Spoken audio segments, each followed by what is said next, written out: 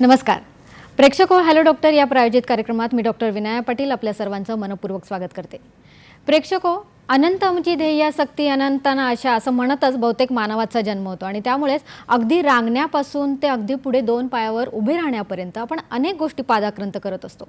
शाळा म्हणू नका, कॉलेज म्हणू नका, करिअर आहेत किंवा पैसा कमवण्याच्या नादात आपण बऱ्याच वेळेला आपल्या आरोग्याला विसरलेलो असतो. पण इथेच गरज असते ती योग्य सजगता निर्माण करण्याची. असं म्हटलं जायचं की पूर्वीच्या काळची माणसं जास्त सक्षम होती, आरोग्यदायी होती.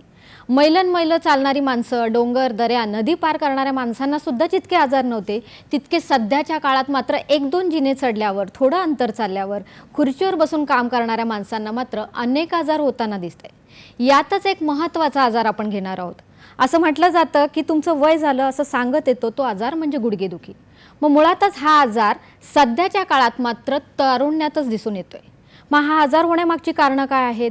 इतके ऑपरेशन होताना दिसतात, इतकी नी रिप्लेसमेंटमध्ये होताना दिसतात. मग ह्या सगळ्यांमागे आपलं काय दिनचर्या जी आहे, ऋतुचर्या आहे, काय चुकते, ह्या सगळ्यांविषयी आज आपण उहापोह करणार आहोत. म्हणूनच खास आपण आजचा विषय निवडलेला आहे तो म्हणजे गुडघ्याचे विकार आणि विना ऑपरेशन आयुर्वेदीय उपचार.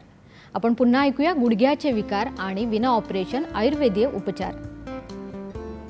प्रेक्षको, आजचा विषय फार महत्त्वपूर्ण आहे कारण उठता बसता जो आवाज येतो, बऱ्याच वेळेला ऑपरेशन करावे सांगतात, नी रिप्लेसमेंटमध्ये करायला सांगतात. पण या सगळ्यांपासून वाचायचं असेल, विना ऑपरेशन गुडघे आपले व्यवस्थित करायचे असेल तर आपल्याला योग्य मार्गदर्शनाची गरज आहे. म्हणूनच आज आपल्याकडे आलेले आहेत वैद्य सचिन गोडसे सर. नमस्कार डॉक्टर. नमस्कार. हॅलो डॉक्टरमध्ये आपलं स्वागत आहे. प्रेक्षको, डॉक्टरांची माहिती अशी आहे, वैद्य सचिन भागवत गोडसे हे गेल्या 15 वर्षापासून आयुर्वेदीय चिकित्सक म्हणून कार्यरत आहेत. श्री विश्वार्पण आयुर्वेद चिकित्सालय व पंचकर्म व संशोधन केंद्र कुर्डुवाडी या इथे डॉक्टरांचे संचालक म्हणून सर कार्यरत आहेत. आजकाल संधिवात, आमवात याचे वाढते प्रमाण तसेच गुडघ्याची झीज होणे, नस तुटणे, खुर्च्या फाटणे यामुळे तरुण वयातच रुग्णांना ऑपरेशनला सामोरे जावे लागत आहेत. या समस्येचा संपूर्ण विचार करून सध्या विशेष असे डॉक्टरांनी संशोधित उपचार श्री विश्वार्पण आयुर्वेदीय चिकित्सालयामार्फत केले जातात. यामध्ये रुग्णांना अगदीच त्या आजारातून कमी वेळात बाहेर काढले जाते. विशेष म्हणजे डॉक्टरांनी आत्तापर्यंत अनेक जणांचे ऑपरेशन टाळून त्यांना यशस्वीरित्या आपण उपचार देऊन बरे केलेले आहेत. संधिवात, आमवात या व्यतिरिक्त डॉक्टरांनी उंची वाढवणे, स्त्री पुरुष वंध्यत्व, किडनी विकार, हृदयरोग आणि मणक्याचे सर्व विकार यासारख्या आजारात देखील विशेष प्रावीण्य मिळवलेले आहेत. कुर्डुवाडी व्यतिरिक्त डॉक्टरांचे दादर, ठाणे, पुणे व दौंड या ठिकाणी डॉक्टर सचिन गोडसे हे आपली वैद्यकीय सेवा पुरवित असतात. चला तर मग कार्यक्रमाला सुरुवात करूया. डॉक्टर, पुन्हा एकदा तुमचे स्वागत. डॉक्टर, आजचा विषय फार महत्त्वपूर्ण आहे. म्हणजे वयातच होणारा आजार, एक 60 ओलांडल्यानंतर होणारा आजार हा सध्याच्या काळात तारुण्यात सुद्धा दिसून येते. मुळातच हा गुडघा जो अवयव आहे किंवा सांधा जो आहे तो फार महत्त्वपूर्ण आपल्या शरीरासाठी काम करत असतो.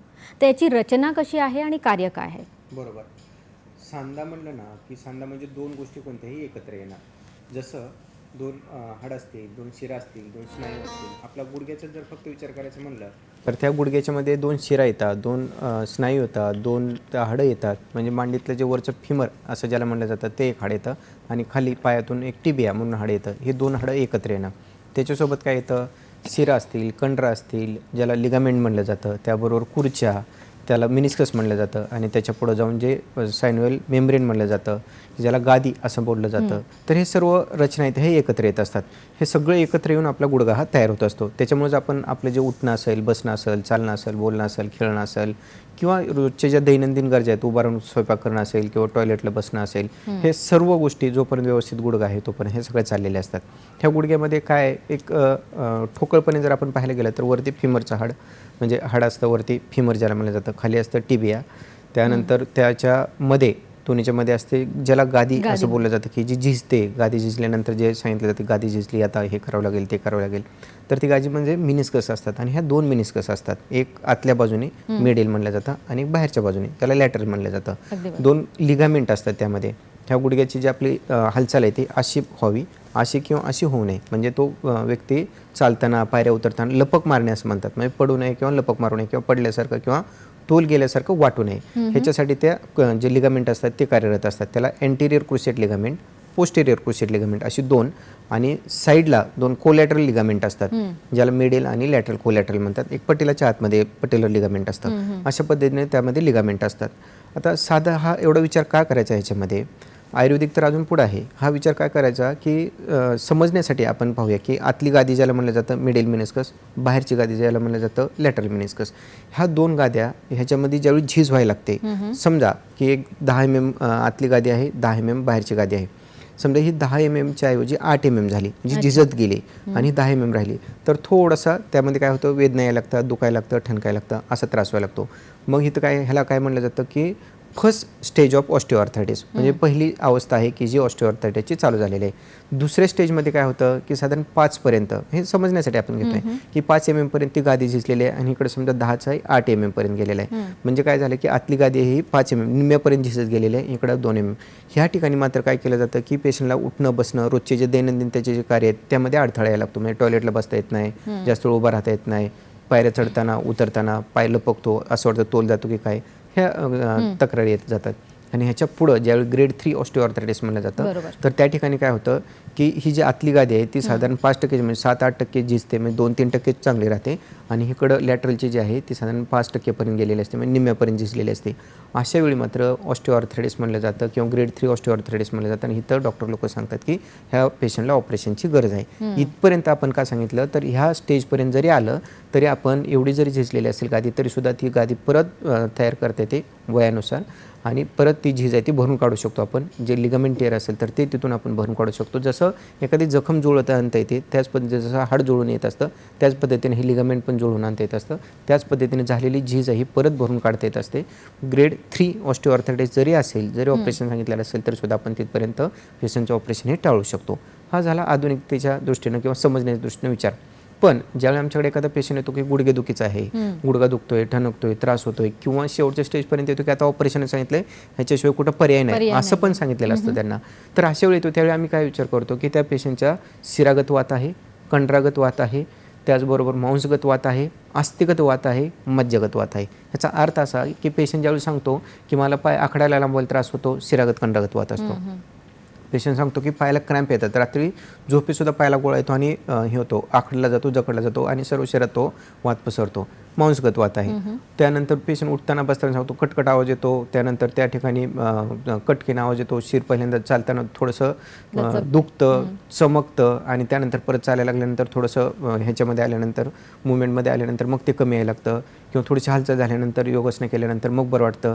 अस्थिगत वात असतो त्या ठिकाणी. म्हणजे हे ज्यावेळी सांगत असतो त्या ठिकाणी धातू कुठला आहे, दोष कुठला आहे, त्यानंतर मल कुठला आहे. मल हेही महत्त्वाचं आहे. त्याचं कारण असं की ज्यावेळी हा जो दोष आहे, म्हणजे वात दोष आहे यामध्ये, त्यानंतर कफ म्हणजे श्लेषक कफ आहे, व्यानवायू आहे, आणि जे पित्त आहे ते त्या ठिकाणी भ्राजक पित्त, जे आपण समजा लेप वगैरे लावत असतो ते आतमध्ये शोषणं हे कुठलं काम करत असतं पित्त, तर भ्राजक पित्त काम करत असतं. किंवा एक आपण कटिबस्ती त्या जानुबस्तीवरती करत असतो त्यातलं जे शोषण्याचं काम करत असतं आणि त्याचं पोषण करत असतं हे भ्राजक पित्त करत असतं.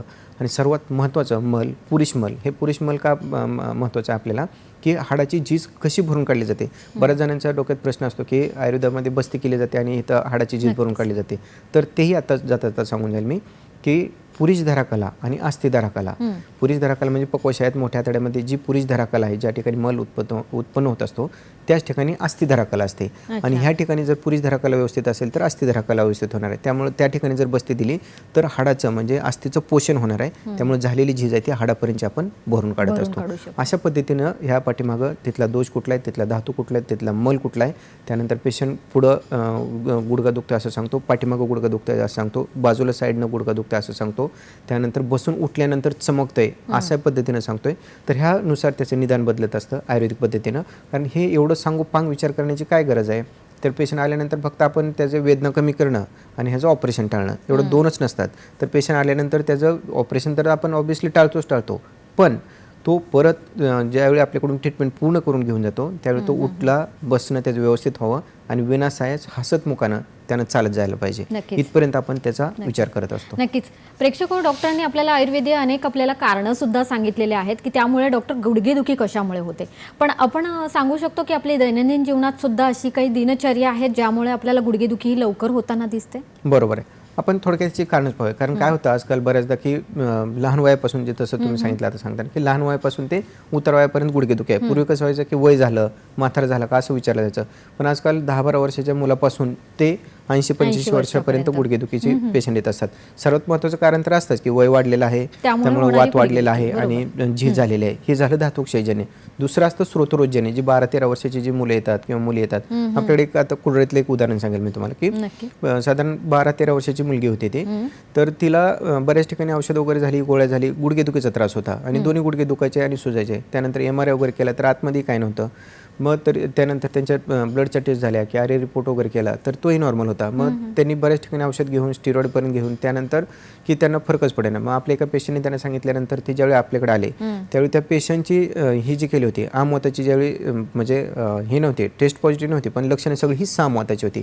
तर हे कारण काय होतं की पोटामध्ये शरीरामध्ये आम साठणे, आम म्हणजे न पचलेला आहार, तो साठला की तो रक्तात मिसळतो. रक्तातून काय होतं, छोट्या छोट्या सांध्यापासून ते मोठ्या सांध्यापर्यंत जातो. फक्त वेदनाशामन जर करत हे ह्या ठिकाणी बसलं तर त्या ठिकाणी वेदना कमी होतात पण परत वाढतात. ज्यावेळी सामवाताची म्हणजे आम पूर्ण पाचन केला जातो, तिथली झीज आहे ती भरून काढली जाते आणि परत होऊ नये म्हणून बृहन चिकित्सा केली जाते. अशा पद्धतीने त्या आम तिथला जर काढला तर ती जी गुडघेदुखी ती कायमची बरी होते. नाहीतर काय होतं की ते जसं जसं वय वाढत जाईल तसं झीज वाढत जाईल, जसं झीज वाढत जाईल तसं पेशंटचे वेदना तर वाढतच जातील पण त्यांचं आयुष्याचं जे काय म्हणू क्वालिटी ऑफ लाईफ आहे ते पूर्ण हॅम्पर होत गेलं असतं. त्यामुळं लहान वयातसुद्धा आपल्याला ह्या स्रोतरोगजन्य वातामुळं गुडघेदुखीचा त्रास दिसत असतो. त्याच्या पुढं काय बऱ्याचदा काय होतं की स्त्रियांच्या बाबतीत म्हणजे लवकर उठणं असेल, त्यानंतर धावपळ करणं असेल, स्वतःच्या शरीराकडे दुर्लक्ष करणं असेल, त्यानंतर डिलिव्हरी झाल्यानंतर समजा 2-3 डिलिव्हरी झाल्या, शेकडी नाही केलेली असेल, सिजर झालेला असेल तर शरीरामध्ये वात वाढतो. दुसरं स्थौल्य म्हणजे जाडी वाढत असते. त्याचबरोबर त्यांना काय खाण्यापिण्याकडे स्वतःच्या शरीराकडे जर नाही लक्ष दिलं गेलं की उशिरा उठणं असेल. त्यानंतर एक पेशंट अशी होती इथली मुंबईतलीच, तेही तुम्हाला लगेच सांगून जाईल, आठवलं म्हणून मला, की त्यांनी बऱ्याच ठिकाणी औषधं घेतली, बऱ्याच ठिकाणी गोळ्या घेतल्या पण त्यांची गुडघेदुखी काही कमी येत नव्हती. त्यांनी सांगितलं की मी पूर्वी ज्यावेळी काम करायचे सगळं करायचे त्यावेळी काय नव्हतं पण आता निवांत आहे, सगळं कामासाठी घरात बाई आहे तरी सुद्धा आता मला माझे गुडघे दुखतात. तर असं का होतं. मग त्यांची ज्यावेळी दिनचर्या आपण विचारत गेलो त्यावेळी त्यांना पहिल्यांदा विचारलं तर ते म्हणले की मी पहिल्यांदा 5 वाजता उठायचे, परत म्हणले नाही त्याच्या अगोदर 4 वाजता उठायचे. मग म्हणले असं का, तर ते म्हणले की 4 वाजता अगोदर पाणी यायचं त्यावेळी उठायच्या, त्यानंतर परत 5 वाजता यायला लागलं, 5 वाजता उठायला लागल्या. म्हणजे त्यांचं आहे ना ते पाण्यामध्ये सारखं काम असायचं, सकाळपासून ते रात्रीपर्यंत त्यांचं काम राहायचं. तर त्यांच्या पायामध्ये खालून गारवा निर्माण झाला होता आणि ह्याच्यामुळे त्यांची गुडघेदुखी जास्त दुखत होती. मग गुडघेदुखीचा त्रास होता. औषधं खाऊन सुद्धा त्यांचं स्टेरॉइडसारखे औषध खाऊन सुद्धा त्यांची गुडघेदुखी कमी येत नव्हती. ज्यावेळी खालचा जो बादलेला गारवा आहे तो आपण त्यांना ह्याची आमाची तर ट्रीटमेंट केली त्यांना, ज्वराची ट्रीटमेंट केली आणि खालून बादलेला जो गारवा असतो तो सगळ्यांनी लक्षात ठेवा, ज्यांना गारवा बाधतो किंवा घरामध्ये जे फरशी असते थंड बराच वेळ उभारून काम करावं लागतं तर त्यांच्यासाठी वछा किंवा वेखंड ही पावडर आहे, ती जर पायाला चोळली तर गारवा पूर्ण कमी होतो. गुडघ्याचे, घोट्याचे आणि खुब्याचे हे तिन्ही सांधे त्यांचे दुखायचे कमी आले. त्यावेळी त्यांना समजलं की आपण औषधं खाऊन सुद्धा एवढे वर्ष काय होत नव्हतं. त्याचं प्रॉपर निदान जर आयुर्वेदिक पद्धतीनं केलं तर आयुर्वेदिक पद्धतीने त्याचे उपचार पण होत असतात आणि त्यातून तो पेशंट कायमचा बरं होऊ शकतो. म्हणजे काय की खाली लागलेलं गारवा सुद्धा हे एक कारण आहे त्याच्या पाठीमागे सांगायचं. त्याच्या पुढे जाऊन की आहार, जे आता जे फास्ट फूड, जंक फूड आपण म्हणतो की बाहेरचं खाणं, वातोळ खाणं, म्हणजे शेव, फरसाण किंवा बेकरी आयटम असतील, मैद्यासारखे जड पदार्थ असतील, त्यानंतर विरुद्ध अन्न असेल, जेवणानंतर लगेचच परत जेवण करणं, बाहेर खाणं, त्यानंतर जेवण झालं असलं तरी सुद्धा आईस्क्रीमसारखे पदार्थ खाणं, कोल्ड्रिंक्स पिणं की ज्यानं आपल्याला माहीत असतं की हाडं ठिसूळ होतात, हे सगळ्यांना माहीत असतं तरी सुद्धा ते कोल्ड्रिंक्स जास्त प्रमाणात घेण्यात येतात. तर हे कारण त्याच्या पाठीमागे येतं आहारातून. दुसरं व्यायामाचा अभाव असणं, म्हणजे व्यायामच न करणं आणि काही ठिकाणी व्यायामाचा अतिरेक पण होणं. जसं व्यायामाचा अतिरेक झाल्यानंतर समजा अंगाला तेल नाही लावलेलं आणि व्यायाम भरपूर केला तर वात वाढतो, वात वाढलं की हाडाची झीज व्हायला लागते, हे एक कारणच दिसतं. त्याचबरोबर बऱ्याचदा काय होतं की 40-45 नंतर बऱ्याचदा क्लब जॉईन केले जातात आणि कुठं ट्रेकिंगला जा, हे जा आणि त्यातून गुडघ्याचा त्रास होतो. एक ह्याचा म्हणजे जे हे करतात जे 40-45 नंतर जे हे करतात, बॅडमिंटन चालू करतात किंवा ट्रेकिंग चालू करतात, तर त्यांनी हे गोष्टी लक्षात ठेवायला पाहिजे की हे आता आपले हे नाही आहे कारण ते 20-22 वर्षाच्या मुलासोबत कॉम्पिट नाहीत करू शकत. हे कुठेतरी त्यांनी डोक्यात ठेवलं पाहिजे, नाहीतर मग मात्र गुडघेदुखीसारखा त्रास त्यांच्या पाठीमागे लागू शकतो. ह्याच्याबरोबर अजून एक आणखी सांगायला आवडेल मला की जास्तीत जास्त हे जे स्टिरॉइडसारखे जे औषध आहेत त्याचा जर दुष्परिणाम झाला तरी सुद्धा हाडाची झीज होते. म्हणजे केमिकल औषधाचा जे अति प्रमाणात वापर होतो त्याच्यामुळे सुद्धा गुडघेदुखीचे पेशंट आपल्याला जास्त प्रमाणात पाहायला मिळत असतात. आणि त्याच्यानंतर सगळ्यात शेवटी छोटी की ॲक्सिडेंट झालेला असेल, स्पोर्ट्समधले इंजुरी असतील, तर असेही पेशंट भरपूर आता यायला लागलेले आहेत की ॲक्सिडेंट होतो, पडतात, रोड ॲक्सिडेंट होतो आणि त्यानंतर मग लिगामेंट म्हणजे नस फाटलेली असते आणि त्रास होतो. त्यानंतर कॉम्प्लेक्स टिअर होतो, म्हणजे गुडघ्याची जी गाद आहे ती फाटलेली असते, नस आहे ती फाटलेली असते आणि अशा वेळी ह्यांना ऑपरेशनचा सल्ला दिला जातो. यांच्यापुढे दोनच पर्याय असतात की आपलं करिअर वाचवायचं का ऑपरेशन करायचं. बऱ्याचदा काय ही झालेलं असतं, बऱ्याच जणांना ते सहनच होत नाही. म्हणजे जर समजा खेळायला गेलं तर तो त्रास होतो, नाही खेळायला गेलं किंवा प्रॅक्टिस असेल, जॉब असेल, म्हणजे त्यांच्या आयुष्यात जे करिअर आहे त्याच्यावरती खूप अडथळे येतात. म्हणजे त्यांना निर्णय घेताना म्हणजे हे करावं का हे करावं कळत नाही. पण त्यांना नक्की मला सांगायला आवडेल की जर तुम्ही कुठलंही ऑपरेशन करायच्या अगोदर एकदा जर का विचार केला आयुर्वेदाचा आणि तज्ज्ञ डॉक्टरांकडे, आयुर्वेद जवळच्या तज्ज्ञ वैद्याकडे जर तुम्ही गेला, जिथं पंचकर्म किंवा शुद्ध आयुर्वेद ही दिली जाते, ट्रीटमेंट दिली जाते, तिथं जर गेला तर तुम्हाला नक्की ह्याचं उत्तर मिळू शकतं. नक्कीच. प्रेक्षको, खास करूनच आज आपण जाणून घेणार आहोत की विना ऑपरेशन गुडघेदुखी आहे किंवा गुडघे जर बदलायला सांगितले असतील, नी रिप्लेसमेंट सारख्या गोष्टी सुद्धा आपण थांबवू शकतो, ते पण आयुर्वेदीय उपचाराने. यावर आपण अजून चर्चा करणार आहोत, पण इथे वेळ झाली का छोट्याशा विश्रांतीची. कुठेही जाऊ नका, बघत राहा कार्यक्रम हॅलो डॉक्टर. विविध आजारांवर यशस्वी आयुर्वेदिक उपचारांसाठी प्रसिद्ध श्री विश्वार्पण आयुर्वेद चिकित्सालय पंचकर्म योग व संशोधन केंद्र. पत्ता कुर्डुवाडी, राऊत कॉम्प्लेक्स, ग्रामीण रुग्णालयाजवळ, माढा रोड, कुर्डुवाडी 08. शाखा कुर्डुवाडी, दादर, ठाणे, पुणे, दौंड. दूरध्वनी क्रमांक 9689 786 948 किंवा 97666 92 विविध आजारांवर यशस्वी आयुर्वेदिक उपचारांसाठी प्रसिद्ध श्री विश्वार्पण आयुर्वेद चिकित्सालय पंचकर्म योग व संशोधन केंद्र. पत्ता कुर्डुवाडी, राऊत कॉम्प्लेक्स, ग्रामीण रुग्णालयाजवळ, माढा रोड, कुर्डुवाडी 08. शाखा कुर्डुवाडी, दादर, ठाणे, पुणे, दौंड. दूरध्वनी क्रमांक 9689 786 948 किंवा 97666 92 विविध आजारांवर यशस्वी आयुर्वेदिक उपचारांसाठी प्रसिद्ध श्री विश्वार्पण आयुर्वेद चिकित्सालय पंचकर्म योग व संशोधन केंद्र. पत्ता कुर्डुवाडी, राऊत कॉम्प्लेक्स, ग्रामीण रुग्णालयाजवळ, माढा रोड, कुर्डुवाडी 08. शाखा कुर्डुवाडी, दादर, ठाणे, पुणे, दौंड. दूरध्वनी क्रमांक 9689 786 948 किंवा 97666 92 ब्रेकनंतर प्रेक्षको, तुमचं पुन्हा एकदा स्वागत. वैद्य सचिन गोडसे सर आपल्यासोबत आहेत आणि गुडघ्याचे विकार आणि विना ऑपरेशन आयुर्वेदिक उपचार यावर डॉक्टर आपल्याला मार्गदर्शन करतात. प्रेक्षको, डॉक्टरांनी आपल्याला ब्रेकला जाण्याआधी अनेक कारणं सांगितली की आपल्या दिनचर्यामध्ये बऱ्याच गोष्टी आहारामध्ये सुद्धा चुकत असतात आणि त्यातली काही उदाहरणंही सांगितली की त्यामुळे सुद्धा अनेक आजार होत असतात. पण आपल्याला कळतच नाही की गुडघ्याचे विकार हे आपल्यापर्यंत पोहोचलेच कसे, कारण त्याची प्राथमिक लक्ष्य ही आपण टाळमटाळ करत असतो. डॉक्टर, कसं समजायचं की गुडघ्याचे विकार होतात? प्राथमिक लक्षणं त्याची काय काय असतात? बरोबर, छान प्रश्न विचारत हा. सुरुवातीला जर का हे होत असेल, म्हणजे उठता बसताना त्रास होत असेल, चालताना थोडंसं चालल्यानंतर गुडघ्यामध्ये दुखायला यायला लागलं, दुखा येत असेल, पायऱ्या चढताना जर समजा 4-5 पायऱ्या चढल्या नंतर त्यानंतर असं वाटतं की आता अजून एका दुसऱ्या पायरीवर पाय टाकावं, डायरेक्ट वरती चढायला नको, तर ही जी लक्षणं असतात, बराच वेळ उभारलं दुखायला लागतं, बराच वेळ प्रवास केला दुखायला लागतात. त्यानंतर रात्री झोपताना अंग टाकलं की दिवसभर काम करताना काय जाणवत नाही, पण रात्री अंग टाकले जाणवायला लागते, गुडघे थोडेसे दाबून दिले तर बरं होईल, पाय चेपून दिले तर बरं व्हायला लागेल. त्यानंतर आखडायला लांबवायला त्रास व्हायला लागतो. त्यानंतर बऱ्याचदा काय होतं, बसून उठल्यानंतर मग मात्र त्रास वाढायला लागतो. हे साधारण आहे ना, आपण ज्यावेळी बसून उठतो त्यावेळी आपल्या जो वजन आहे त्याच्या 5 पट वजन आपण त्या गुडघ्यावरती टाकत असतो. म्हणजे एखाद्या व्यक्तीचं वजन 80 किलो जर असेल तर तो त्याच्या शरीरावरती उठताना साधारण 400 किलोपर्यंत वेट टाकत असतो. म्हणजे स्थौल्य किंवा वजन वाढी आणि गुडघेदुखीचं किती हे आहे, जवळचा संबंध हे आपल्याला ह्याच्यावरून कळत असतं. त्याच्या पुढं काय होतं, चालताना उठताना बसताना त्रास व्हायला लागतो. परत काय होतं, कटकट आवाज यायला लागतो. त्याच्याही पुढे जाऊन काय व्हायला लागतं, ज्यावेळी हाडं घासायला लागतात एकमेकावरती, त्या सांध्यामध्ये गरमपणा जाणवायला लागतो. त्यानंतर त्याच्या पुढे जाऊन काय व्हायला लागतं की सूज यायला लागते, म्हणजे सांधा गरम व्हायला लागतो, सुजायला लागतो आणि आखडायला लांबवायला त्रास होतो. म्हणजे काय, शिरागत वात, म्हणजे पाय आखडायला लांबवायला उठायला बसायला त्रास. त्यानंतर बराच वेळ चाललं की त्रास, बसावं वाटतं. आणि रात्री झोपायला लागलं की झोपेत आखडायचं पाय म्हणलं तरी सुद्धा वेदना व्हायला लागतात. म्हणजे आखडताना लांबवताना उठताना बसताना त्रास व्हायला लागतो, सूज यायला लागते त्या सांध्यावरती आणि मग मात्र पेशंट थोडं थोडं लंगडायला चालू करतो. सुरुवातीला एका पायावरती लंगडायला लागतो, त्यानंतर हळूहळू दुसऱ्याही गुडघ्यावरती ताण यायला लागतो, दुसऱ्या गुडघ्यातून लंगडायला लागतो आणि त्याच्या पुढं काय होतं की थोडं थोडं आतली जी गादी म्हणलं होतं आपण त्याच्यामध्ये कमी कमी जसं यायला लागेल तसं तसं भाग पडायला लागतो. बाहेर बाहेर बाहेर गुडघ्यामध्ये गॅप पडतो आणि बाहेर यायला लागतात. जेनू फारस अशी डिफॉर्मिटी आहे. तर ती फारस हा जो गॅप आहे तो वाढत वाढत वाढत जातो आणि पेशंट आहे तो मग मात्र एका जागेवरती बसण्यापर्यंत त्याच्या वेदना वाढतात. ह्या ज्या वेदना असतात ना हे फक्त आपण म्हणतोय की वेदना वाढत जातात, दुखणं वाढत जातो, पण हे ज्याचं दुखतं ना त्याला कळतं असं म्हणलं जातं की मरणवत वेदना असतात.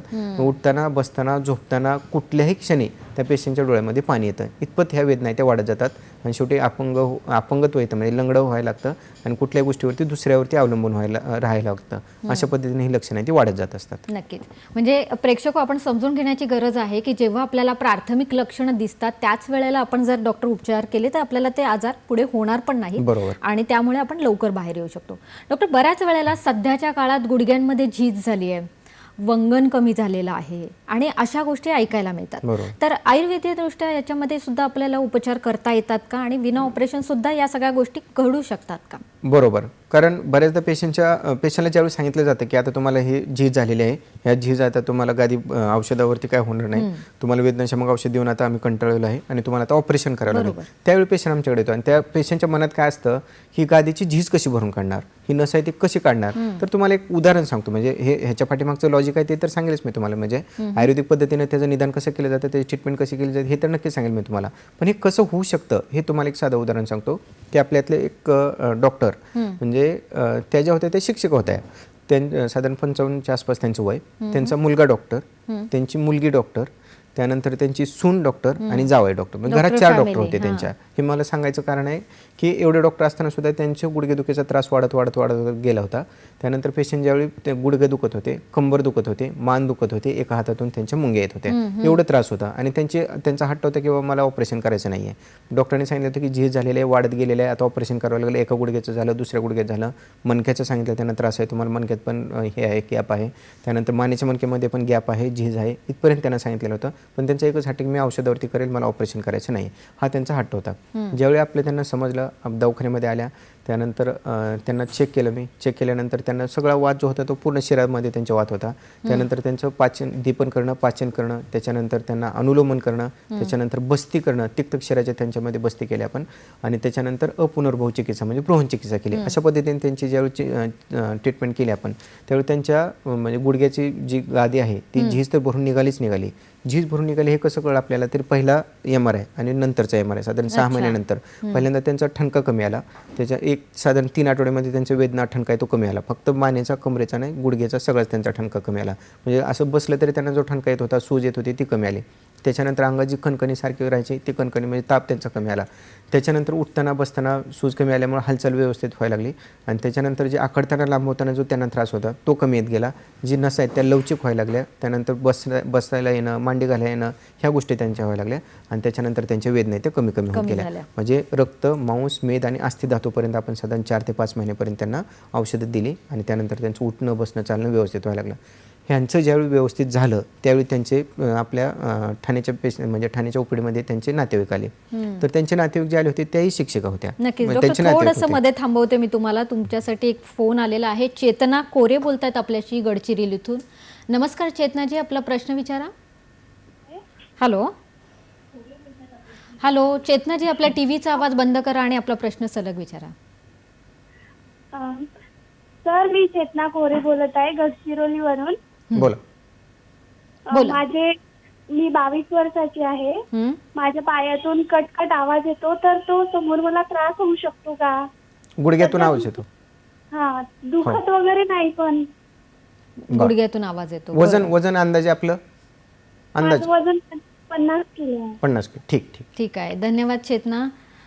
काय सांगणार सर, तरुण वयाचं आहे आणि आवाज येतोय कटकट. की स्नेहन जर शरीरामध्ये स्नेह 2 हाडाच्या मध्ये निसर्गानेच आपल्या हाडाच्या गुडघ्याचा जो सांधा आहे ना त्याच्यामध्ये वंगण म्हणून जे म्हणलं जातं ना त्यासाठी 12 ते 14च्या आसपास त्यामध्ये बरसे ठेवलेले आहेत, म्हणजे ऑइलची पॉकेट ठेवलेले आहेत. ते जर वंगण कमी व्हायला लागलं, डाएट असेल त्याच्यातून जर कमी जात असेल, त्यानंतर अनुवंशिक संधिवाताचा त्रास असेल, आमवाताचा त्रास असेल, वातरक्त कुठल्याही वाताचा जर त्रास असेल किंवा चिकनगुन्यासारखा आजार होऊन गेलेला असेल तर त्या ठिकाणी वात वाढत जातो. हे एक कारण असतं. आणि दुसरं स्रोतरोजने खाण्यापिण्यामध्ये वातुळ पदार्थ येत असतील, जड पदार्थ, मैद्यासारखे पदार्थ येत असतील तर हे त्यांनी टाळायला पाहिजे. आणि आहारामध्ये त्यांनी रोज रात्री झोपताना दूध आणि 1 कपभर गरम दूध, सुंठ टाकून गरम करायचं दूध ते, आणि त्यामध्ये 1 चमचा गंधर्व तेल किंवा एरंड तेल ज्याला म्हणलं जातं, हे जर घेतलं साधारण 15 दिवसामध्ये तो त्रास त्यांचा कमी यायला लागतो. आणि सर्वात महत्त्वाचं, अंगाला पण तेल लावायला पाहिजे त्यांनी.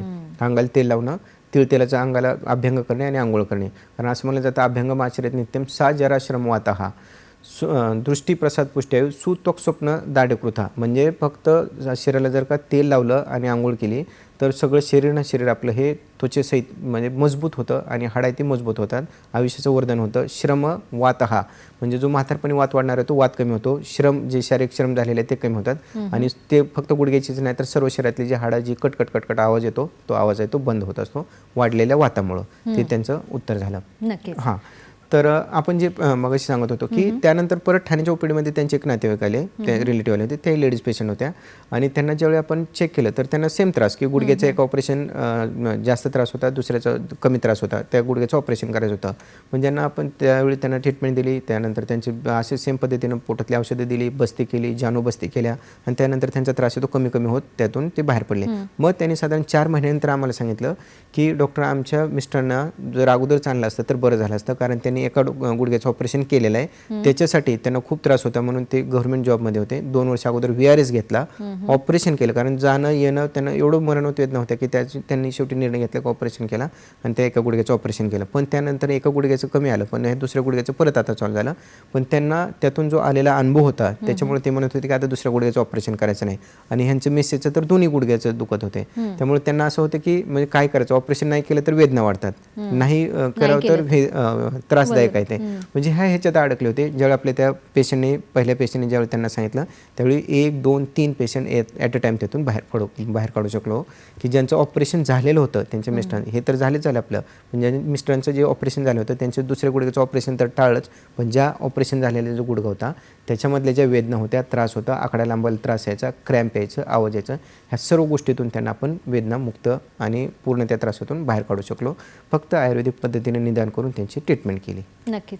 प्रेक्षक, आज आपण इथे हेच लक्षात घेतोय की बऱ्याच वेळेला एखादा आजार हा सूक्ष्म स्वरूपात आतमध्ये दडलेला असतो आणि ते सूक्ष्म रूप ओळखण्याची ताकद हे आयुर्वेदामध्ये आहे. आणि तेच आयुर्वेदाचार्य शोधून काढतात आणि एखादी तुमची जी आपण पथ्य पाळून किंवा एखादा आपल्याला सवय पाळून सुद्धा तो आजार जो आहे तो मुळापासून बरा करू शकतात. या विषयावर आपण अजून चर्चा करणार आहोत, पण इथे वेळ झाली एका छोट्याशा विश्रांतीची. कुठेही जाऊ नका, बघत राहा कार्यक्रम हॅलो डॉक्टर. विविध आजारांवर यशस्वी आयुर्वेदिक उपचारांसाठी प्रसिद्ध श्री विश्वार्पण आयुर्वेद चिकित्सालय पंचकर्म योग व संशोधन केंद्र. पत्ता कुर्डुवाडी, राऊत कॉम्प्लेक्स, ग्रामीण रुग्णालयाजवळ, माढा रोड, कुर्डुवाडी 08. शाखा कुर्डुवाडी, दादर, ठाणे, पुणे, दौंड. दूरध्वनी क्रमांक 9689 786 948 किंवा 97666 92 055. आजारांवर यशस्वी आयुर्वेदिक उपचारांसाठी प्रसिद्ध श्री विश्वार्पण आयुर्वेद चिकित्सालय पंचकर्म योग व संशोधन केंद्र. पत्ता कुर्डुवाडी, राऊत कॉम्प्लेक्स, ग्रामीण रुग्णालयाजवळ, माढा रोड, कुर्डुवाडी 08. शाखा कुर्डुवाडी, दादर, ठाणे, पुणे, दौंड. दूरध्वनी क्रमांक 9689 786 948 किंवा 97666 92 055. ब्रेकनंतर प्रेक्षक तुमचं पुन्हा एकदा स्वागत. वैद्य सचिन गोडसे सर आपल्यासोबत आहेत.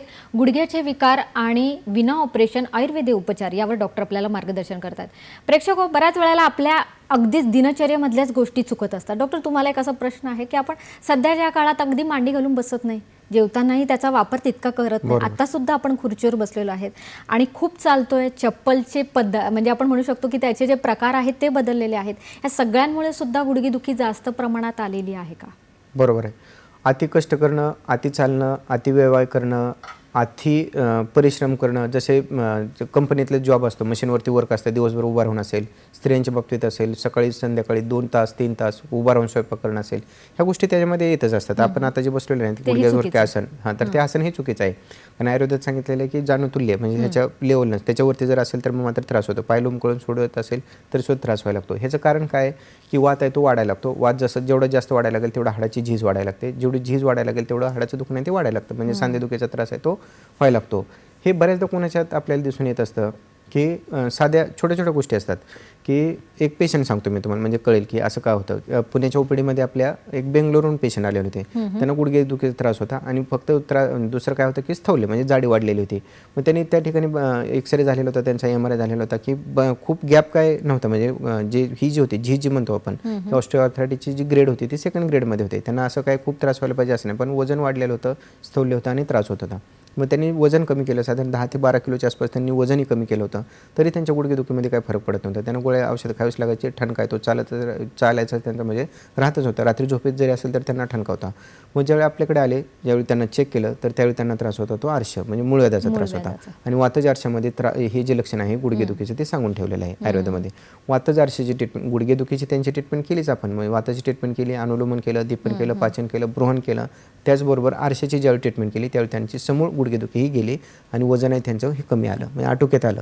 आणि पहिल्यांदा काय व्हायचं, त्यांचं वजन जरी कमी केलं तरी परत ते वाढून जायचं. त्यांचं स्थौल्य कमी झालं, आरश कमी झाला आणि गुडघेदुखी पूर्ण कमी झाली.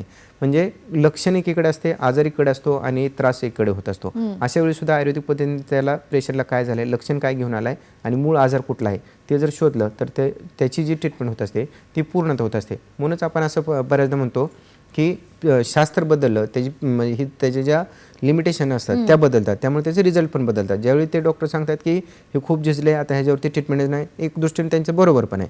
पण ज्यावेळी आयुर्वेदिक पद्धतीने आपण विचार करत असतो त्यावेळी तो शिरागत वात आहे, खंडागत वात आहे, मांसगत वात आहे का इतर आजाराचं लक्षण स्वरूप म्हणून ती गुडघेदुखी आहे, हे ज्यावेळी आपण निदान करतो त्यावेळी आपण त्या ठिकाणी चॅलेंज करून सांगू शकतो की हा आजार आपण पूर्णतः बरा करू शकतो. नक्कीच डॉक्टर, तुम्ही छान समजावून सांगितलेलं आहे. पण काही रुग्णांमध्ये आपण असं म्हणू शकतो की त्यांना एकच गुडघा कायम दुखत असतो आणि ते फार विशेष वाटतं की एकच गुडघा दुखतोय, एकच साईड दुखत असते, याच्या मागे कारण काय असू शकतं? बरोबर, छान प्रश्न विचारलात. बऱ्याचदा काय होतं की मला थोडंच दुखतं, उठून बसलं तर चमकतं, परत चालल्यानंतर मला काही त्रास होत नाही, हे एक असतं. दुसरं सूज येते आणि लगेच ओसरते. तिसरं खूप ताण पडला तरच त्रास होतो, पायऱ्या जास्त चढल्या उतरल्या तरच त्रास होतो, अन्यथा काही नाही, मग बाकी काही नाही असं पेशंट सांगतात. पण ह्यावेळी काय झालेलं असतं, कधीतरी इसका बसणं, मार लागणं, गुडघा फिरलेला असणं, जंप मारलेलं असतं, डायरेक्ट 3ऱ्या पायरीवरती पाय पडलेला असणं, काही कारणांमुळं काय झालेलं असतं, आपली जी नस म्हणतात ACL अँटेरियर क्रुशियल लिगामेंट किंवा पोस्टेरियर PCL किंवा एखादी मिनिस्कस म्हणजे गादी, ह्याला काहीतरी कट गेलेला असतो, म्हणजे पार्शियल टिअर गेलेला असतो, त्यावेळी ही अशी लक्षणं येत असतात. आणि ह्या लक्षणं जर का आपण त्याकडे दुर्लक्ष केलं तर हळूहळू वाढत जातं. मग मात्र थोडं त्रास व्हायचा तो वाढत जातो आणि ज्यावेळी हा इनकम्प्लीट किंवा पूर्ण टिअर जातो त्यावेळी पेशंट मात्र वेदना खूप होतात आणि त्यावेळी तिथे मात्र त्यांना सांगितलं जातं की आता ऑपरेशनशिवाय पर्याय नाही. तर ह्यांनी काय करायला पाहिजे की लवकरात लवकर ज्यावेळी थोडासा त्रास होतो, चालल्यानंतर त्रास होतोय, एकच गुडघा दुखतोय, एकच चमकतोय, बऱ्याचदा काय होतं असं बसलं बऱ्याच वेळा आणि उठून चालायचं म्हणलं की चमक येते, पण 2-4 पावलं चाललं कटकीन आवाज येतो आणि त्यानंतर क्लिअर होतो पेशंट. ही लक्षण असताना त्यांनी लक्षात ठेवायला पाहिजे की आपल्या नसेमध्ये, आपल्या गुडघ्यामध्ये काहीतरी त्रास आहे, कधीतरी इसका बसलेला आहे, मार लागलेला आहे, पडलेला आहे, बऱ्याचदा गाडीची किक मारताना सुद्धा तो इसका बसलेला असतो. तर अशा लोकांनी काय करायला पाहिजे की लगेच त्याची ट्रीटमेंट ही करायला पाहिजे. एक तुम्हाला आता परवाचंच उदाहरण सांगतो, म्हणजे दादरच्या ओपीडीमधलं उदाहरण सांगते की पेशंटचं वय साधारण 40-42 वय होतं आणि त्यांनी काय केलं की त्यांचं वजन वाढलंय, मग साधारण 85च्या आसपास त्यांचं वजन झालं. त्यांना वजन कमी करण्यासाठी म्हणून ते डान्स त्यांनी म्हणजे थेरपी घेतली आणि त्यामध्ये डान्स होता. तर तो डान्स करताना या बाजूनं ह्या बाजूनं असं उड्या मारायच्या होत्या त्यामध्ये. तर ती उड्या मारताना कटकीनं आवाज आला आणि त्यानंतर त्यांची गुडघेदुखी जी चालू झाली ते त्यानंतर त्यांनी बरेच औषध केली, गोळ्या केल्या, हे केलं, MRI केलं, त्यानंतर कळलं की त्यांचं ACL अँटेरियर क्रुशियल लिगामेंट ते इनकम्प्लीट टिअर गेलेलं आहे. त्यानंतर मिडिल मिनिस्कसला अँटेरियर, पोस्टेरियर आणि लॅटरलचं पण पोस्टेरियर हॉर्न, हे तिन्ही म्हणजे कॉम्प्लेक्स टिअर गेलेला होता तो. आपल्याकडे ज्यावेळी आले त्यावेळी त्यांनी डॉक्टरांनी तर सांगूनच टाकलं होतं की ह्यांना ऑपरेशनशिवाय पर्याय नाही, हे चालणारच नाही किंवा उठणार नाही आणि ते ऑन सर्व्हिस होते. ऑन सर्व्हिस असताना त्यांना त्यांचं रोजचं जाणं, इव्हन त्यांची गाडी चालवताना सुद्धा त्यांना खूप त्रास व्हायचा आणि ज्यावेळी ते आपल्याकडे आले त्यावेळी त्यांचं हे केलं, निदान केल्यानंतर हा शिरागत, कंडरागत, अस्थिगत आणि मांसगत 4 ठिकाणचा वात होता. त्यानंतर त्यांना विद्धकर्म करणं, अग्निकर्म करणं, वेदना कमी करून घेतल्या. त्यानंतर जानूबस्ती करून घेतली, स्नायुगत वात कमी करून घेतला आणि बस्ती केल्या, अस्थिगत वात कमी करून घेतला. अशा पद्धतीने ज्यावेळी त्यांची 4 महिने ट्रीटमेंट झाली त्यावेळी तो पेशंट आता व्यवस्थित उठतात, बसतात, त्यानंतर चालतात आणि त्याच्या पुढे जाऊन साधारण 3 किलोमीटर ते न बसता, न उठता किंवा न त्रास होता ते जाऊन येतात. म्हणजे 1.5 किलोमीटर जाणे आणि 1.5 किलोमीटर येणं. ह्या पद्धतीने आपण त्यांचा त्रास हा पूर्णतः घालवला. हे कसं समजलं तर त्यांचा परत एकदा आपण MRI करून पाहिला होता. तर त्यावेळी ते जे पोस्टेरियर हॉर्न होतं लॅटरलचं, त्यानंतर middle meniscus anterior posterior horn होतं, त्याच ठिकाणी जी झालेली झीज होती, त्यानंतर जे इफ्युजन होतं हे सगळं गेलेलं होतं. किती दिवसात डॉक्टर? किती साधारण महिन्यात आपण 4.5 महिन्यानंतर आपण त्यांचा हा एक्सरे तो परत MRI तो परत केला होता, रिपीट केला होता. म्हणजे 4-4.5 महिन्यातच तुम्ही ऑपरेशन टाळून तुमच्या गुडघ्याची झालेली झीज सुद्धा भरून आणू शकतात. डॉक्टर, एक महत्त्वाचा मुद्दा आहे की कारण ज्याच्यामध्ये तुमची आपण म्हणू शकतो प्रसिद्धी म्हणण्याचे संशोधन आहे ते म्हणजे विना ऑपरेशन हे गुडघ्यावर उपचार केले जातात. ही अशी विशेष अशी संशोधीय आयुर्वेदिक उपचार पद्धती तुमची काय आहे? बरोबर. कारण काय होतं की गुडघा दुखतो म्हणजे त्याचं ऑपरेशनच करायला पाहिजे असं नाही आहे. गुडघा दुखतो म्हणजे काय होतं बऱ्याचदा की पाठीमागून दुखतो, म्हणजे शिरागत वात असू शकतो, कंडागत वात असू शकतो. तर त्याची ट्रीटमेंट क्षार आहे, आग्नेय आहे, त्या ठिकाणी विद्धकर्म आहे, ही ट्रीटमेंट होते, तो त्रास घालवते तो. त्याच्या पुढे जाऊन जर मज्जागत असेल तर त्याची बस्ती म्हणजे मज्जा तेलाची बस्ती असेल, दानवंतर तेलाची बस्ती असेल, ह्या तेलाच्या बस्तीने तो त्रास कमी करता येत असतो. आणि हाडाची झालेली झीजच असेल, वयानुसार पण होऊ शकते, त्रास काय पडल्यामुळे पण होऊ शकते, तर ती झालेली झीज आहे ना तर ते अस्थिगत वात ह्या पद्धतीने त्याची ट्रीटमेंट केली जाते. म्हणजे काय केलं जातं की तिक्त क्षीराच्या ज्या बस्त्या आहेत त्या केल्या जातात. त्या बस्तीनं काय होतं तर जे पुरुष धराकला आपण मागे सांगितलं की ज्या ठिकाणी पुरुष धराकला त्याच ठिकाणी अस्थि धराकला आहे, हे पक्वशयामध्ये म्हणजे बस्ती त्या ठिकाणी संडाच्या जागेमधून आपण औषधी द्रव्य सोडणं त्याला म्हणतात बस्ती करणे किंवा इनिमा करणं. इनिमासारखी पद्धत आहे ती. इनिमा म्हणजे बस्ती नाही आहे. तर त्या ठिकाणी औषध जर सोडलं तर वात आहे तो त्या ठिकाणी प्राकृत निर्माण व्हायला लागतो. वात जर प्राकृत निर्माण व्हायला लागलो कटो विपाकाचा तर मग मात्र त्या ठिकाणी अस्थिचं आपण पोषण सुधारू शकतो. अस्थिचं जर पोषण व्हायला लागलं, अस्थिची जर झीज भरून यायला लागली तर मग मात्र गुडघ्याची, मणक्याची, ज्या ठिकाणी शरीरामध्ये हाडाची झालेली झीज आहे ते आपण त्या ठिकाणून भरून काढू शकत असतो. अशा पद्धतीनं मांस, त्यानं रक्त, मांस, मेद आणि अस्थि शेवटच्या धातूपर्यंत आपण ही झीज आहे ती भरून काढतो. ह्याच्यावरतीच विद्धकर्म असेल, अग्निकर्म असेल, लवकर वेदना कमी करणं, त्यानंतर त्या उठता बसता जो त्रास होतो तो कमी करणं आणि सगळ्यात शेवटी की अपुनर्भव चिकित्सा. झालेली झीज आपण तर भरून काढलेली आहे, औषध चालू आहे तोपर्यंत पेशंटला बरं वाटतं, पण परत होऊ नये म्हणून रसायन आणि रसायनच्या त्या ठिकाणी चिकित्सेचा आपण वापर करत असतो. याला बृहन चिकित्सा किंवा रसायन चिकित्सा म्हणलं जातं. म्हणजे आजार, त्याची पूर्ण ट्रीटमेंट आणि परत अपुनर्भव चिकित्सा अशा 3 पद्धती ह्याच्यामध्ये आपण इन्क्लूड केलेल्या आहेत. त्यामुळे पेशंट आल्यापासून म्हणजे त्या गुडघेदुखीपासून तो परत हसत उठत बसता व्यवस्थित जाईपर्यंत ह्या सगळ्या गोष्टीचा त्यामध्ये विचार केलेला आहे. नक्कीच. प्रेक्षको, असं म्हटलं जातं बऱ्याच वेळेला की तुम्ही एकदम आता या स्टेजला आला आहात की जिथे आता ऑपरेशन शिवाय काहीही उपाय नाही, पण इथेच आयुर्वेदिक उपचार सुरू होत असतात आणि इथूनच तुम्ही लवकरात लवकर आयुर्वेदिक उपचार करून सुद्धा बरे होऊ शकतात. याशिवाय सध्याच्या काळात कॅल्शियमच्या गोळ्या, व्हिटॅमिन D3च्या गोळ्या इतक्या घेतलेल्या आहेत की खरंच त्यांची गरज आहे का, आयुर्वेदिक याच्यावर उपचार काय आहेत हे सुद्धा आपण जाणून घेऊया. पण इथे वेळ झाली का छोट्याशा विश्रांतीची, कुठेही जाऊ नका, बघत राहा कार्यक्रम हॅलो डॉक्टर.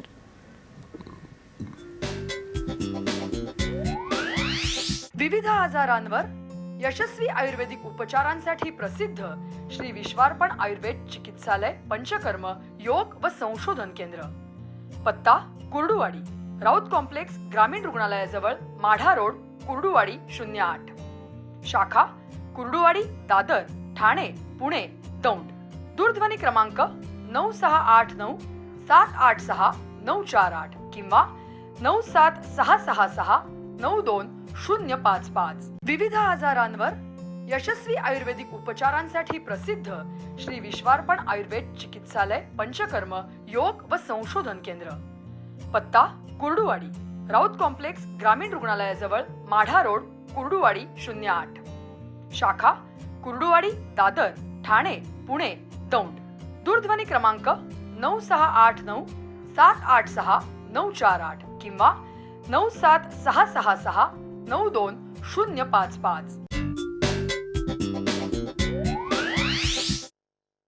स्वागत. वैद्य सचिन गोडसे सर आपल्यासोबत आहे. विना ऑपरेशन गुडघ्यांच्यावर आयुर्वेदिक उपचार कसे केले जातात हे डॉक्टर आपल्याला सांगतात. प्रेक्षको, डॉक्टरांकडे आपण वळूयात, पण तत्पूर्वी आपल्याला एक फोन आलेला आहे. बीडवरून बंडू आपल्याशी बोलत आहेत. नमस्कार बंडूजी, आपला प्रश्न विचारा.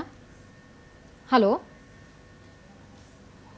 हॅलो टाचेच्या वरतून दुखत आहे म्हणलं हो. पुन्हा आपला प्रश्न पुन्हा एकदा सांगा. टाचेच्या वरून दुखत आहे म्हणलं. टाचेच्या वरील शिर दुखते. हा. दोन्ही पायाची, एका पायाची? नाही एका पायाचे, उजव्या पायाचे. वजन साधारण तुमचं अंदाजे किती असेल? 80 किलो. आणि वय? हा. वय किती आहे तुमचं? वय 45. आणि ठीक, काय ठीक. काम करता तुम्ही? काय नाही, काम नाही करत असं. ठीक बरं आहे, बरं गाडी ठीक आहे. आहे. बरं ठीक आहे. धन्यवाद. आपला प्रश्न आमच्यापर्यंत पोहोचला. ठीक आहे. त्याने जो प्रश्न विचारला तो टाचेच्या वरती दुखते, म्हणजे टाचेच्या वरती ॲक्च्युअली स्टँडर्ड म्हणून असतो, तो त्रास करतोय त्यांना किंवा तो दुखतोय त्यांचा. तर ह्याला शिरागत आणि कंटागत वात अशा पद्धतीने ट्रीटमेंट असते. तर ह्याच्यासाठी तुम्ही आपल्या बाजारामध्ये किंवा मार्केटमध्ये जे मिळतं ते कोट्टम चुकेदी तेल म्हणून मिळतं, ते लावायचं आणि त्या ठिकाणी वाळूचा शेक किंवा गरम विटकरीचा शेक किंवा गरम पाण्याचं शेक अशा पद्धतीने जर त्यांनी शेकलं तर त्यांचा त्रास आहे तो कमी होऊ शकतो. नक्की कमी. आणि सगळ्यात महत्त्वाचं त्यांनी वजन थोडंसं कमी करण्यासाठी संध्याकाळचं जेवण आहे ते 5च्या आतमध्ये जेवढी भूक आहे त्यापेक्षा 2 घास कमी करून जर खाल्लं तर त्यांचं वजन पण कमी होईल आणि त्यांचा हा जो त्रास आहे हे तेलाने आणि कोरड्या शेकाने, ज्याला वाळूचा शेक किंवा विटकरीचा शेक म्हणतात, त्याने तो जाऊ शकतो. नक्कीच. डॉक्टर, स्त्रियांमध्ये खास करून गुडघेदुखी हे आपल्याला जास्त प्रमाणात आढळून येते, तर त्याच्या मागचे कारणं काय आहेत आणि उपाय काय? बरोबर, छान प्रश्न विचारलात. कारण बऱ्याचदा आमच्याकडे जे पेशंट येतात त्यामध्ये स्त्रियांचं प्रमाणही जास्त आहे. स्त्रियांचं हे जे कारण जे आहे ते मग असे सांगितल्या पद्धतीनं की त्यांच्या डिलिव्हरीचे जास्त झालेले असतील किंवा मुळासारखा त्रास जास्त असेल त्यांना, किंवा त्यांच्या खाण्याकडे त्यांचं दुर्लक्ष असेल किंवा धावपळ असेल. कारण बरेचदा काय होतं, सर्व्हिस करत असताना मग सकाळचा स्वयंपाक करणं, त्यानंतर मुंबईसारख्या ठिकाणी लोकलचा प्रवास करणं, जाणं येणं, त्यानंतर AC मध्ये काम, बैठे काम, त्यानंतर वेगाचं धारण, म्हणजे काय असतं बऱ्याचदा की लज्जा किंवा काय तिथं हे नाही अवरोध केला जातो, म्हणजे मलमूत्राचा वेग जरी आलेला असेल तर तो अवरोध करणं, ही बरीच कारणं आहेत की ज्याच्यामुळं त्या स्त्रियांमध्ये वात आहे वाढतो, श्रोतरोजजन्य वाढत असतो. एक उदाहरण सांगेल मी तुम्हाला की आपल्याकडे जे किती आजार असू शकतात ह्याच्यावरून तुमच्या लक्षात येईल की आपल्याकडे पेशंट आले होते, म्हणजे पुण्याच्या क्लिनिकमध्ये हे पेशंट आलेले होते. तर ते पेशंट आले होते खरं तर वेगळ्या कारणासाठी, पण त्यांना त्रास काय होता की हे होतं आहे, म्हणजे वजन वाढत चाललेलं आहे, दम लागतो आहे, अंगाला खाज सुटते आहे, त्यानंतर सगळ्या अंगाला घाम जास्त येतो, त्यानंतर गुडघे दुखतात, टाचा दुखतात, कंबर दुखते, पाय दुखतात, पोट व्यवस्थित साफ होत नाही, लघवीला त्रास होतो आणि पाळी अनियमित, म्हणजे एवढे सगळे त्रास होते. तर ह्याच्या पाठीमागे ज्यावेळी आपण गेलो एक एक एक एक निदान करत गेलो तर त्यावेळी त्यांना आपलं जे निदान झालं होतं ते पक्वशेकत वात, म्हणजे मोठ्या आतड्यात साठलेला वात हे त्यांचं निदान होतं. त्याच्या मागं कारण काय होतं हे होण्याचं, तर त्यांना 2 शिजर झालेली होती आणि एक ॲबॉर्शन झालेलं होतं. 2 शिजर नंतर जे शेकशिगडी घ्यायला पाहिजे ती घेतली नव्हती, ॲबॉर्शन झाल्यानंतर जे शेकशिगडी घ्यायला पाहिजे होती ती घेतली नव्हती. तो जो ओलावा असतो तो तसाच शरीरामध्ये राहिला आणि तो आमासारखा सगळ्या शरीरामध्ये पसरत गेला, म्हणजे हार्मोनल इम्बॅलन्स थोडक्यात आधुनिक भाषेत सांगायचं झालं तर. त्यामुळे त्यांचं वजन हे वाढत गेलं. वजन वाढत गेल्यामुळे एक एक एक एक त्रास, हाडाचा त्रास, स्नायूचा त्रास, म्हणजे वाताचा त्रास, पित्ताचा त्रास, कपाचा त्रास, म्हणजे कोणता त्रास राहिला असं नाही, सगळ्या प्रकारचे त्यांच्यामध्ये त्रास होते. ज्यावेळी त्यांचं दीपन केलं, पाचन केलं, अनुलोमन केलं आणि बस्ती चालू केल्या त्यावेळी त्यातून ते सुटल्या. कारण त्यांना बऱ्याचदा काय व्हायचं की हे व्हायचं, म्हणजे वजन वाढतंय त्यामुळे त्यांना चालू वाटत नव्हतं. जर चाललं तर गुडघे दुखायचे, जर बसलं तर वजन वाढायचं. हे जे आता तुम्ही विचारलं की ह्या चक्रामध्ये अडकले होते ते ह्या पक्वशेकत वातात.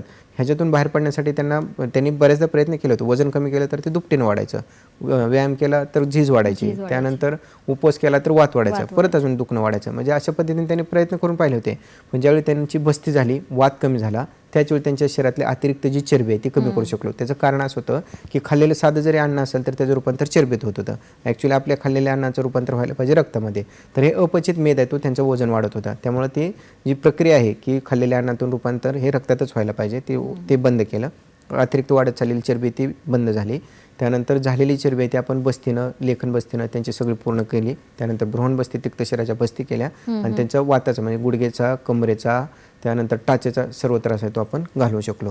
तर ह्यासाठी मला सांगायचं एवढंच की स्त्रियांनी एक एक एक एक आजार सगळे वाढेपर्यंत जर वाट पाहू नये, लवकरात लवकर जे आपले जवळचे आयुर्वेदिक तज्ज्ञ डॉक्टर असतील त्यांच्याकडे जावं, त्यांना दाखवावं आणि ह्या छोट्या छोट्या आजारापासून ते मोठ्या आजारापर्यंत म्हणजे ऑपरेशनपर्यंत आपण तर टाळू शकतो. म्हणजे कसं असतं की घास असं जर खाता येत असेल तर असा का खावा, कारण काय होतं एकदा जर ऑपरेशन करायचं ठरलं तर ते फक्त त्यांच्या खिशाला किंवा त्यांच्या शरीराला तो हे नसतो, कात्री नसते, तर अख्ख्या त्यांच्या कुटुंबाला ती कात्री असते आणि ती छोटी पडत नाही, खूप महाग पडते.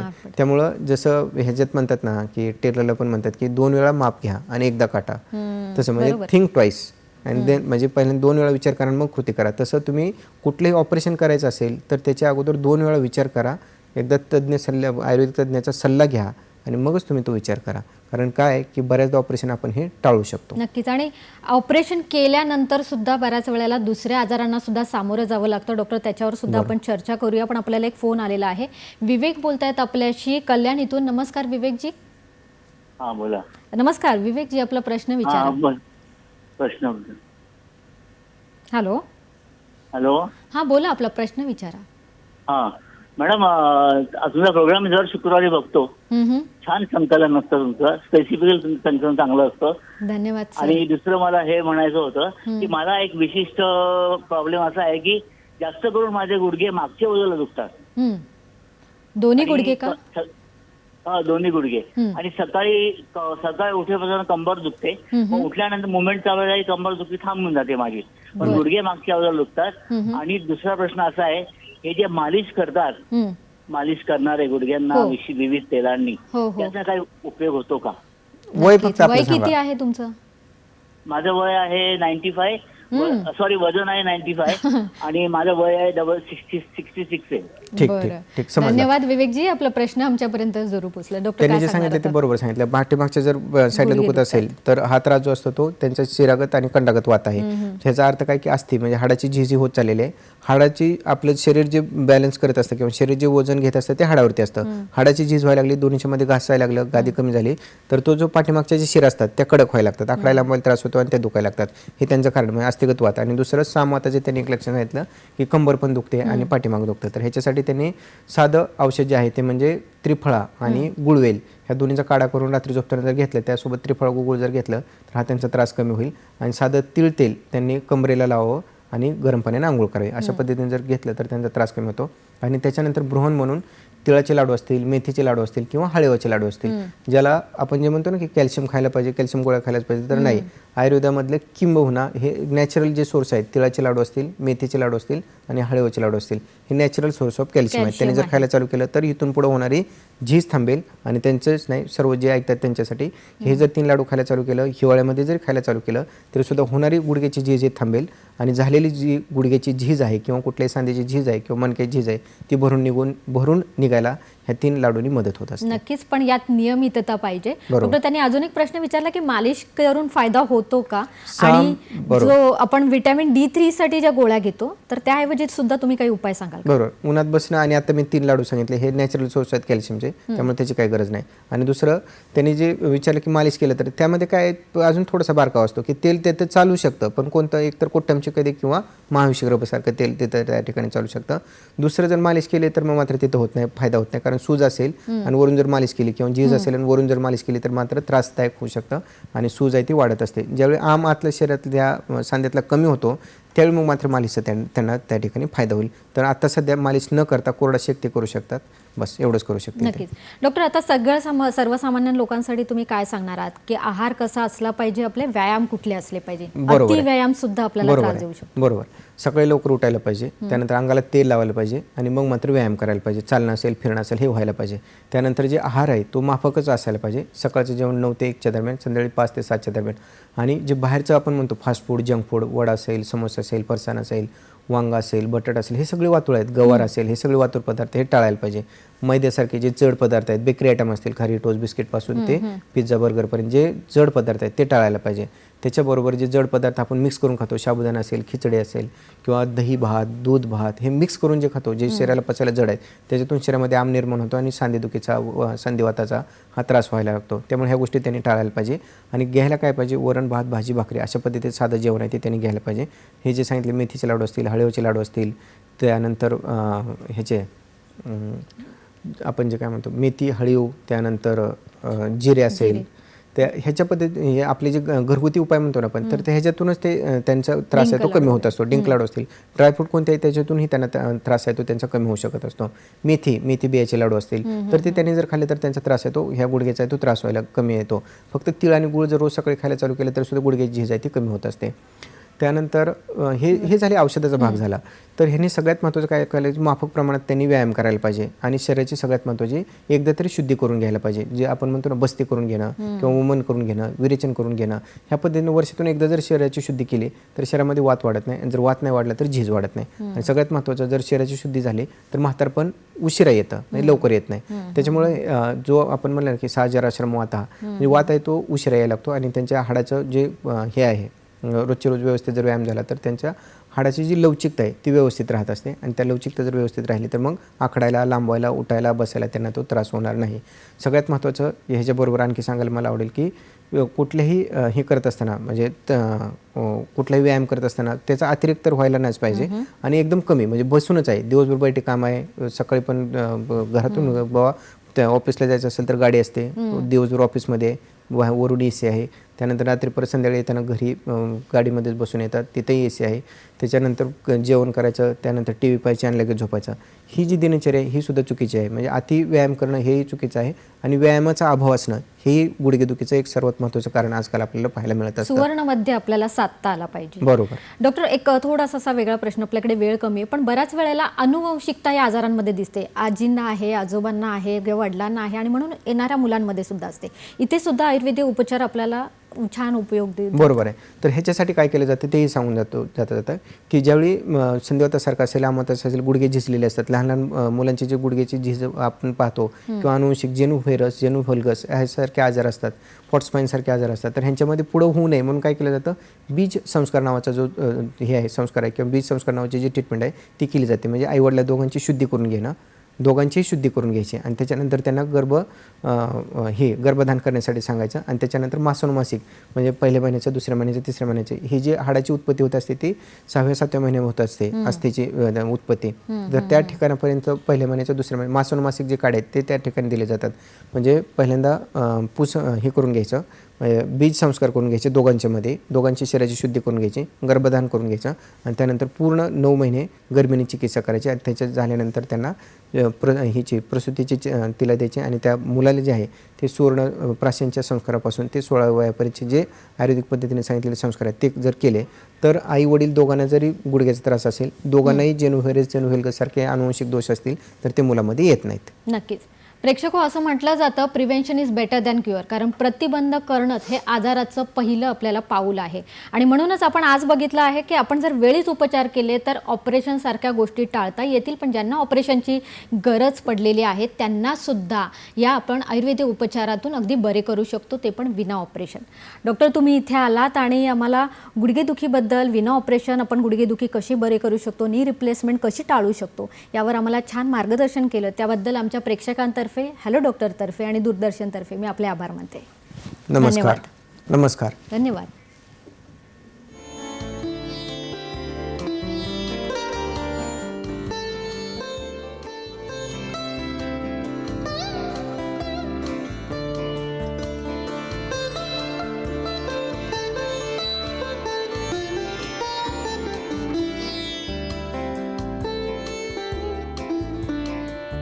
विविध आजारांवर यशस्वी आयुर्वेदिक उपचारांसाठी प्रसिद्ध श्री विश्वार्पण आयुर्वेद चिकित्सालय, पंचकर्म, योग व संशोधन केंद्र. पत्ता कुर्डुवाडी, राऊत कॉम्प्लेक्स, ग्रामीण रुग्णालयाजवळ, माढा रोड, कुर्डुवाडी 08. शाखा कुर्डुवाडी, दादर, ठाणे, पुणे, दौंड. दूरध्वनी क्रमांक 9689 786 948 किंवा 97666 92055.